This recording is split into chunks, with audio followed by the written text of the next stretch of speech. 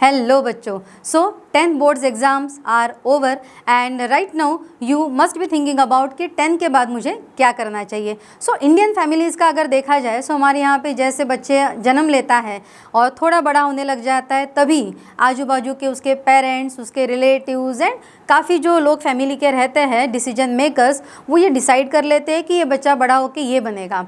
आपको जैसे थोड़ा बहुत समझना शुरू हो जाता है तब से ही आपके आजू बाजू के लोग आपको पूछने लग जाते हैं कि बेटा तुझे बड़ा होके क्या बनना है।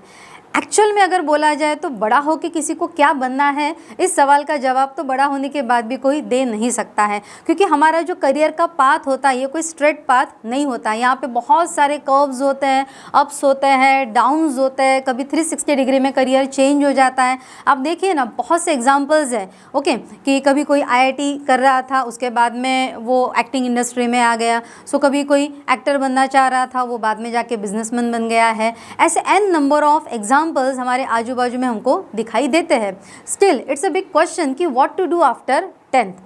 सो अगर सच में आपको इस क्वेश्चन का आंसर चाहिए, आपको अपने कन्फ्यूजन को सॉल्व करना है, आपको लगता है कि अपने अंदर से एक इंस्टिंक्ट मुझे जगाना है कि हाँ मुझे 10 के बाद में यही करना है, सो ये वीडियो आपके लिए है। एंड तक इस वीडियो में आप मेरे साथ बने रहिएगा। आई एम श्योर कि आपको काफ़ी हद तक अपना करियर का डिसीजन लेने में आसानी हो जाएगी।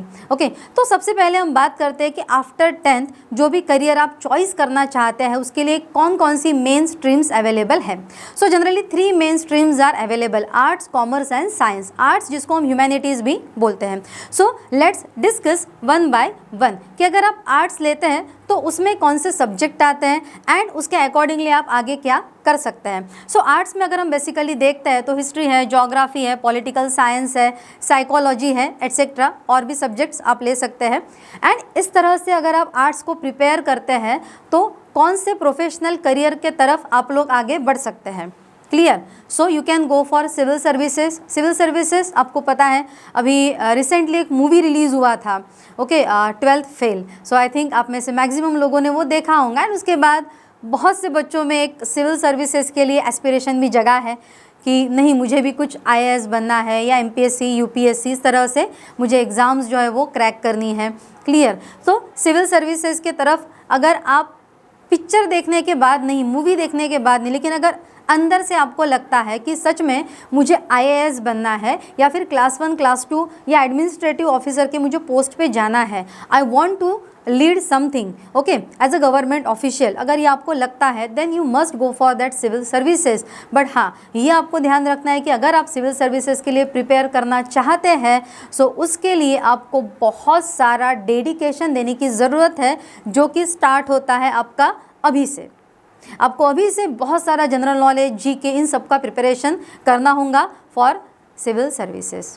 सो अगर आप उसके लिए अंदर से पैशनेट है, अंदर से आता है कि हाँ IAS बनना है, जस्ट नॉट फॉर कि वो देखो IAS की गाड़ी आती है, उसमें आजू बाजू में बहुत सारी गाड़ी आती है एंड क्या IAS का लाइफ होता है, इट लुक्स डैशिंग, ऐसा नहीं है। अगर आपको सच में उस चीज़ के लिए पैशन है कि हाँ मुझे IAS IPS बनना है तो ही आप उस चीज़ के लिए प्रिपेयर कर सकते हैं। तो सिविल सर्विसेज के बाद जर्नलिज्म में आप लोग जा सकते हैं, लॉ है ओके, सोशल वर्क है end of course teaching.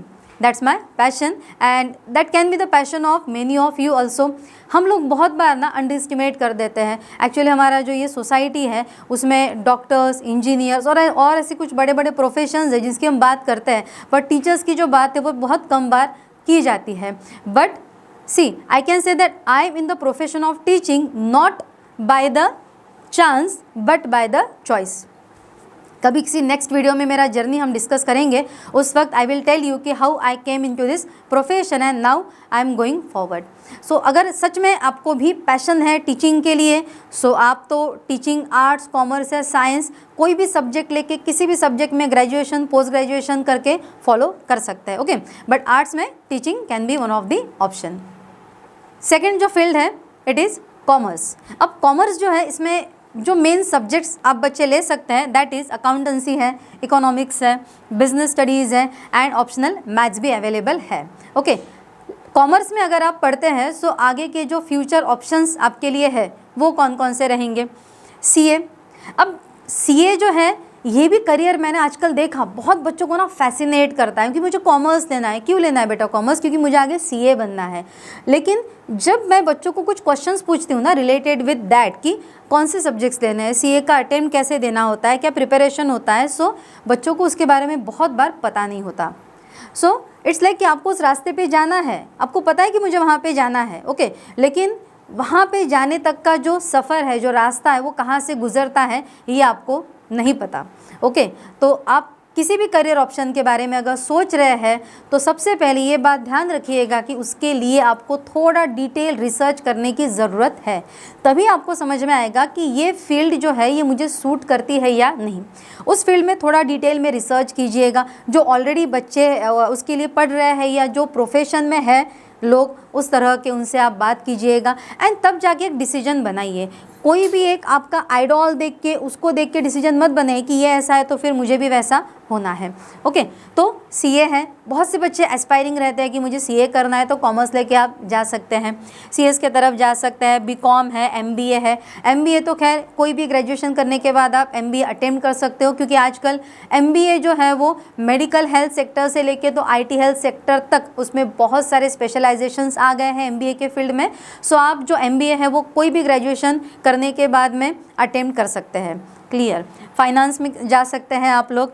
Entrepreneurship, आजकल हम बोलते हैं ना कि जो इंडिया में ये जो एज शुरू है, it is the age of entrepreneurs, ऐसा बोला जाता है। सो अगर आप भी मतलब आपके अंदर भी अगर बिज़नेस का कीड़ा है और आपको भी अगर लगता है कि हाँ बिज़नेस कुछ हद तक मेरे लिए है, I can go for that, so of course आप बिज़नेस स्टडीज़ के तरफ भी जा सकते हैं। सो कॉमर्स लेने के बाद ये सारे ऑप्शंस जो है ये आपके पास में अवेलेबल है। इतने ही नहीं, आजकल और भी कुछ नए सब्जेक्ट्स निकले हैं आर्ट्स में, कॉमर्स में, ओके। अगर आपको डिटेल में जानना है कि आर्ट्स में और कौन कौन से सब्जेक्ट्स है, कॉमर्स में और कौन कौन से सब्जेक्ट्स हैं, सो आप इस वीडियो में मुझे कमेंट कर सकते हैं, सो दैट हम एक डिटेल वीडियो बना सकते हैं आगे आर्ट्स के लिए और कॉमर्स के लिए। फ़िलहाल हम थर्ड वाली हमारी स्ट्रीम की तरफ चलते हैं, जिसमें हम देखेंगे कि साइंस अगर आप लेते हैं तो कौन कौन से सब्जेक्ट्स होते हैं एंड क्या आगे करियर, प्रोफेशनल करियर आप अप्रोच कर सकते हैं। Basically my subject is biology, I am in the field of science, okay. So इसलिए हम थोड़ा इस फील्ड को एलाबोरेट करके बात करेंगे। अब आप सोच रहे होंगे कि मैम देखो, आपने पहले तो आर्ट्स बताया, बाद में आपने कॉमर्स बताया और एंड पे आके अभी आप वही बोल रहे हो ना कि देखो साइंस में क्या क्या है। सो बच्चे ये भी सुन लो कि मैं ऐसा क्यों बोल रही हूँ। इट इज़ बिकॉज कि साइंस ये एक ऐसा फील्ड है कि अगर आप 11-12 साइंस अपीयर कर सकते हैं then you can shift to any other field.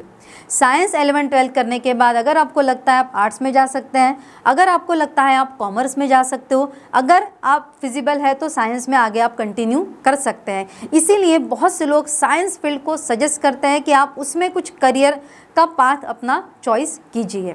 तो बेसिकली साइंस अगर आप लेते हैं तो मेन सब्जेक्ट्स आपके कौन कौन से होते हैं? 4 मेन सब्जेक्ट्स हैं, फिजिक्स, केमिस्ट्री, बायोलॉजी और मैथ्स बोल सकते हैं हम, या फिर बायोलॉजी के साथ मैथ्स भी लिया जा सकता है। सो फिजिक्स, केमिस्ट्री, बायोलॉजी, मैथ्स, ये 4 सब्जेक्ट हैं जो आपको साइंस में मेन सब्जेक्ट करके पढ़ने होते हैं। अब इसके थ्रू करियर पाथ जो है वो काफ़ी variety of career path available है, जिसमें कि सबसे फर्स्ट नंबर पे है इंजीनियरिंग, ओके। आई नो कि 3 इडियट मूवी तो आप सब ने देखा ही होगा। सो 3 इडियट मूवी में जो आमिर खान ने बोला है वो डायलॉग भी आप सबको ज़रूर याद होगा कि आपको सक्सेस के पीछे नहीं भागना है, तो किसके पीछे भागना है? एक्सेलेंस के पीछे भागना है। सो अगर साइंस में आप सच में करियर करना चाहते हैं, इसमें से कोई भी फील्ड में अगर आप जाना चाहते हैं, तो मेक श्योर कि उस फील्ड में आपको एक्सेलेंस हासिल करना होगा। Not only in science, even अगर आप आर्ट या कॉमर्स में भी किसी भी फील्ड में जाते हैं, सो आमिर खान का वो डायलॉग आप हमेशा याद रखिए कि you have to pursue the excellence. तो अगर आप इंजीनियरिंग की तरफ जाते हैं तो इंजीनियरिंग में भी बच्चों बहुत सारी सब ब्रांचेस होती है, जिसमें कि जैसे artificial intelligence and machine learning होता है, ओके। उसके बाद में कंप्यूटर साइंस होता है, मैकेनिकल इंजीनियरिंग होता है, इलेक्ट्रिकल इंजीनियरिंग होता है। सो इस तरीके से बहुत सारी ब्रांचेस इंजीनियरिंग के फील्ड में भी अवेलेबल होती हैं। अगेन अगर आपको लगता है कि साइंस में जो भी स्ट्रीम है उसके अंडर आने वाली सारी ब्रांचेस आपको जाननी है कि कौन कौन सी है, सो आप इस वीडियो में कमेंट करके मुझे बता सकते हैं। I can make the separate video अगर हम देखेंगे ना तो इंजीनियरिंग के लिए भी एक सेपरेट वीडियो बन सकता है, मेडिकल के लिए सेपरेट वीडियो बन सकता है। सो ऐसी बहुत सी स्ट्रीम्स जो आज हम जस्ट एक ओवरव्यू देख रहे हैं ना, इसमें से हर एक स्ट्रीम के लिए हम लोग एक डिटेल में वीडियो बना सकते हैं। So for that I will be waiting for your comments.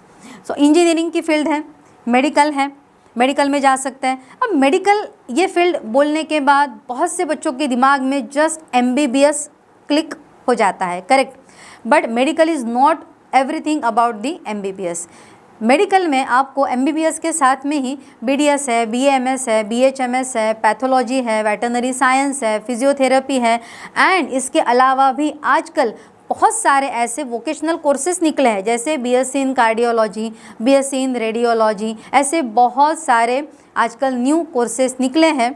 Medical में भी ऐसे बहुत सारे कोर्सेस हैं, बहुत सारी ब्रांचेस हैं। इट्स नॉट ऑल अबाउट कि आपको मेडिकल मतलब डॉक्टर है, ठीक है।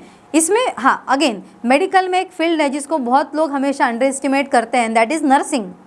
बट सच में अगर आपके मन में थोड़ा सेवा भाव है, आप बहुत ज़्यादा हार्डवर्क भी नहीं करना चाहते हैं MBBS के तरफ जाने के बाद में, you can definitely appear for nursing.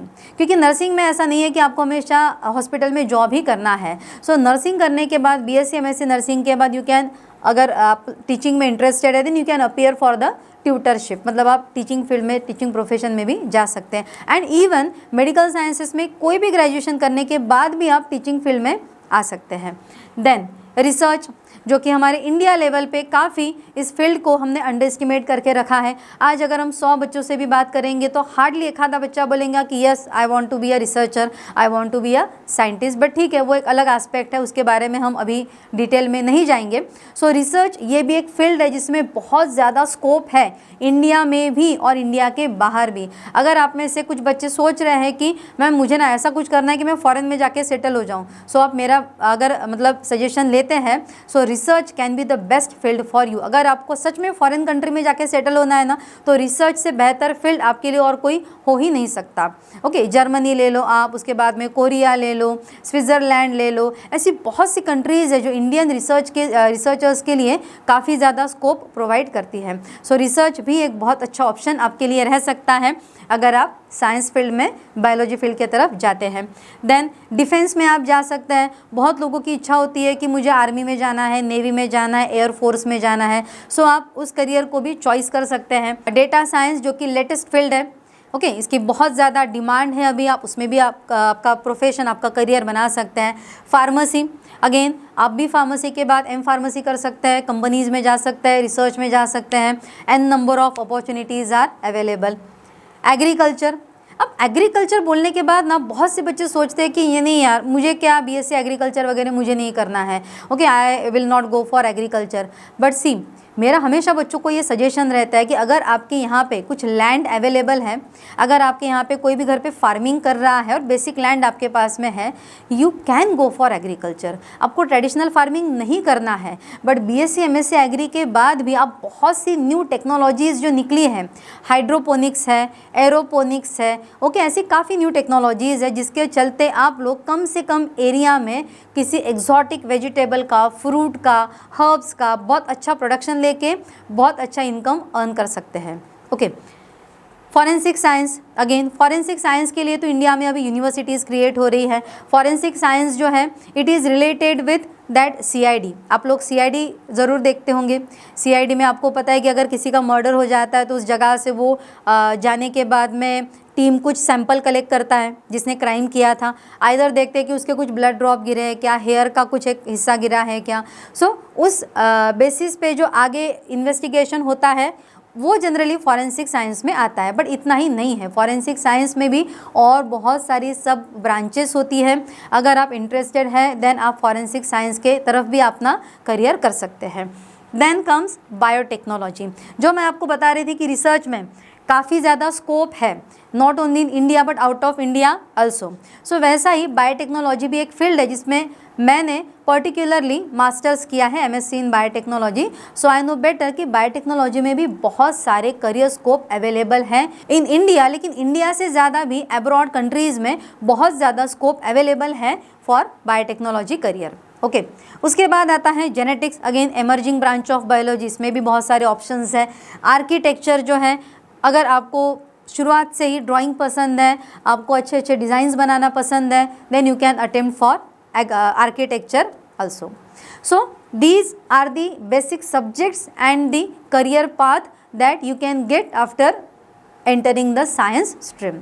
और इतने सारे करियर ऑप्शंस होने की वजह से ही लोग साइंस स्ट्रीम जो है उसको आपको सजेस्ट करेंगे.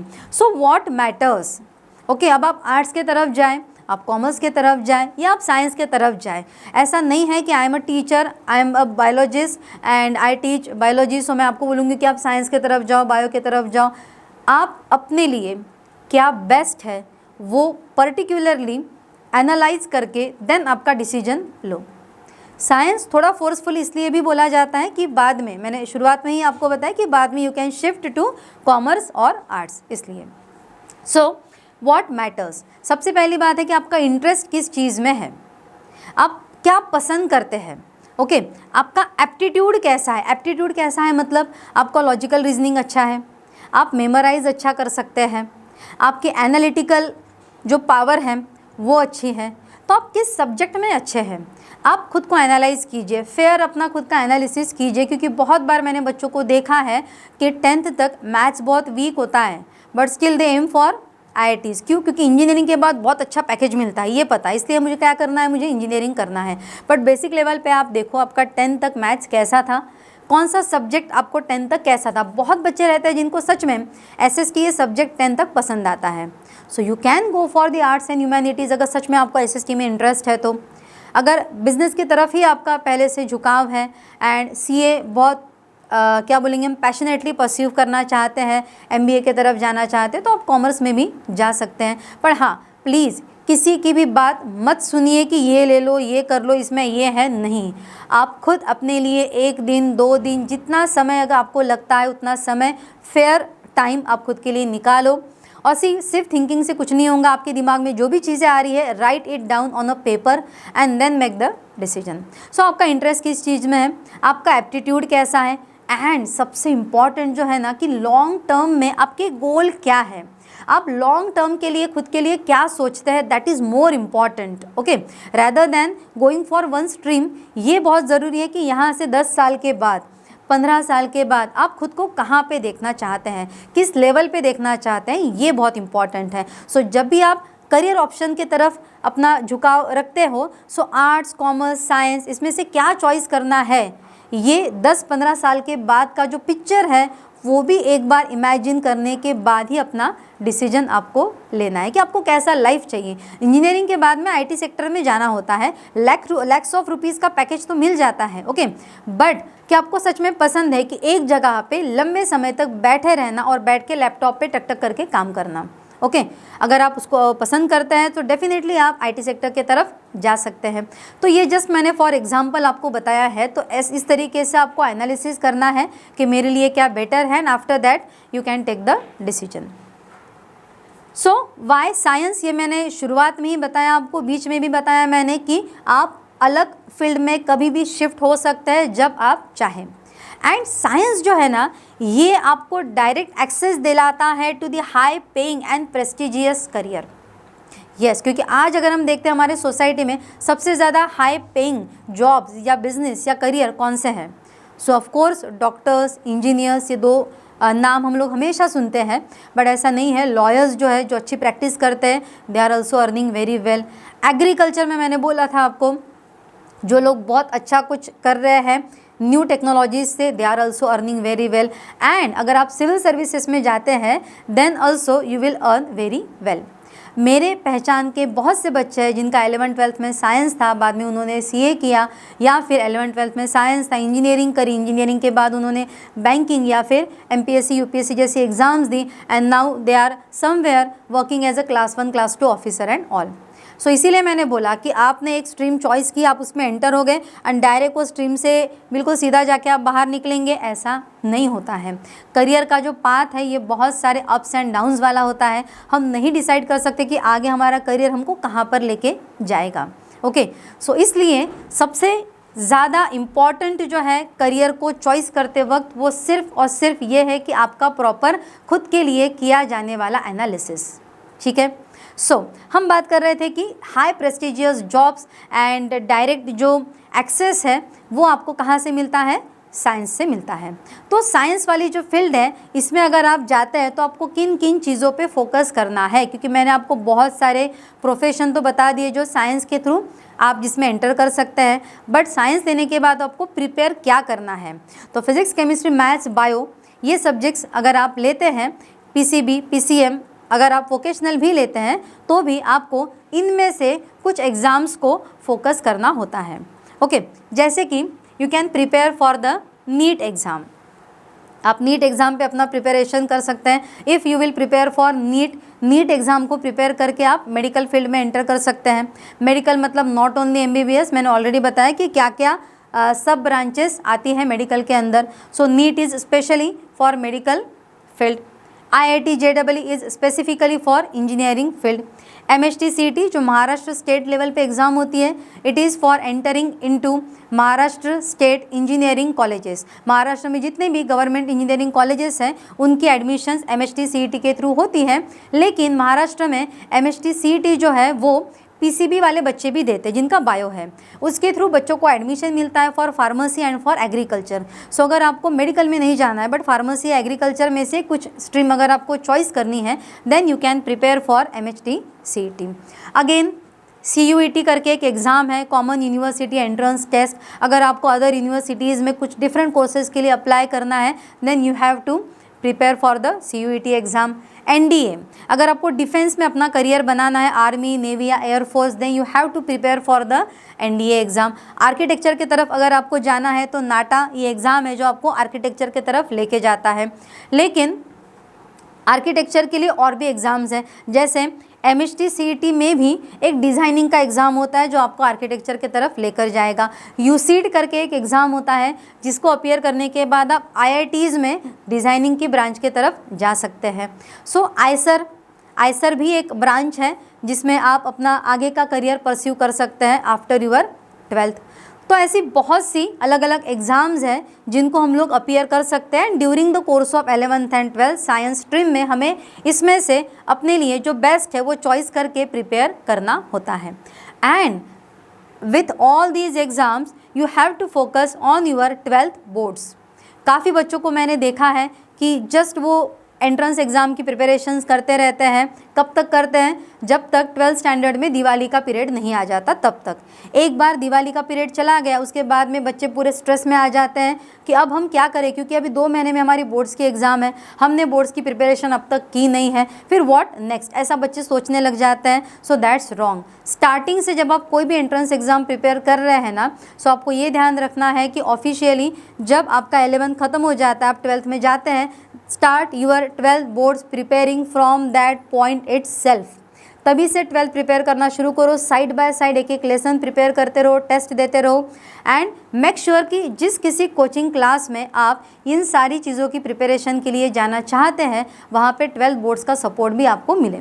Just for the example here at this Cell academy campus हम क्या करते हैं, सो हम बच्चों को 11th पहले पढ़ा देते हैं अप टू जनवरी के बाद हम स्टार्ट कर देते हैं 12th का सिलेबस। जैसे बच्चा 12th में चला जाता है वैसे जो 12th का सिलेबस शुरू हो जाता है, जो कि बोर्ड्स के लिए भी काफ़ी हद तक कॉमन है। Okay, let's take an example. If I am teaching a lesson biotechnology. अब बायोटेक्नोलॉजी लेसन ऐसा है जो 12th बोर्ड्स में भी है एंड अगर हम नीट के लिए प्रिपेयर कर रहे हैं तो पेपर मतलब जो वॉल्यूम 2 है उसमें भी है। तो बायोटेक्नोलॉजी लेसन अगर मैं पढ़ा रही हूँ तो मुझे क्या करना है, मुझे बच्चों को पहले बोर्ड्स लेवल पे लेसन पढ़ाना है, थ्योरी की नोट्स देनी है। बच्चा थ्योरी के नोट्स लेके प्रिपेयर करके थ्योरी की टेस्ट अटेम्प्ट करेगा एंड देन मुझे उसको एंट्रेंस लेवल पे लेके जाना है, MCQ का टेस्ट लेना है। ऐसा हमारे यहाँ पर फॉलो होता है for all subjects, physics, chemistry, maths and bio, जिसके चलते हमारा जो बच्चा है वो स्टार्टिंग से ही 12th बोर्ड्स प्रिपेयर करते रहता है। एंड में बाद में दिवाली के बाद जब सारे बच्चे सिर्फ बोर्ड्स पे भिड़े रहते हैं, हमारे जो बच्चे हैं they prepare entrance till January ending. जनवरी के एंड तक भी बच्चा एंट्रेंस प्रिपेयर कर सकता है क्योंकि शेड्यूल ही हमने बच्चों का वैसा डिज़ाइन करके रखा हुआ है at our cell academy campus. So coming back to our topic. So अगर आप साइंस सच में लेना चाहते हैं सो आपको किन चीज़ों का ध्यान रखना है, आपको एंट्रेंस और बोर्ड्स इनको बैलेंस करना है। ओके। लेकिन बहुत बार बच्चों में कन्फ्यूजन होता है, इंजीनियरिंग की तरफ जाऊँ या मेडिकल की तरफ जाऊँ। बहुत बार बच्चा डिसाइडेड होता है कि इंजीनियरिंग करना है। अगर इंजीनियरिंग करना है सो नो डाउट PCM लो, फिजिक्स केमिस्ट्री मैथ्स, बात ख़त्म करो। मेडिकल की तरफ जाना है, फार्मेसी एग्रीकल्चर किसी भी फील्ड में जाना है, फॉरेंसिक साइंस, PCB लो, बात ख़त्म करो। लेकिन बहुत बार एजुकेटर्स बच्चों को बोलते हैं कि आइदर चूज़ PCB और choose PCM, don't take PCMB, physics chemistry maths bio, ये लेने के लिए सब लोग बच्चों को डिस्करेज करते हैं। But I am against to that. Why? Because I have more than 20 examples of the students जिनका 11th-12th में जनरल साइंस था, उसके बाद भी उन बच्चों ने ग्रेजुएशन में बहुत अच्छा किया। मतलब क्या? मेरे पास कुछ ऐसे एग्जाम्पल्स है बच्चों के जिनका जनरल था बट उन्होंने नीट का प्रिपरेशन करके वो नीट में चले गए। कोई लोगों का जनरल था, इधर नीट का स्कोर कम आया, CET का स्कोर अच्छा बना, इंजीनियरिंग में चले गए। अगर आप लोग कंफ्यूज है ना कि मुझे क्या करना है, इस पॉइंट पे मुझे नहीं पता, मैम आपने बोला है या फिर मुझे खुद से अंदर से लग रहा है, मैंने अपना एनालिसिस किया है, I am ready for science field, मैंने एनालिसिस कर लिया है, 11th-12th में साइंस को दूंगा, बाद में लगता है तो मैं किसी और फील्ड में शिफ्ट हो जाऊँगा, ऐसा आपने सोचा है। But don't know engineering, medical, forensic science, defence क्या क्या करना है नहीं पता। इस केस में बच्चा आप सीधा PCMB ले लो, जनरल साइंस ले लो। अगर आप प्रॉपर टाइम मैनेज करते हैं देन PCMB कोई बहुत बड़ा टास्क सच में नहीं होता है, बस you have to manage your time very much properly. PCMB जो है ये भी आप अपीयर कर सकते हैं। I have the example, so don't worry about that, PCMB ले लो, I will give you the schedule for your studies. आप दोनों बैलेंस कर पाएंगे, मैथ्स भी और बायो भी, इट इज़ पॉसिबल।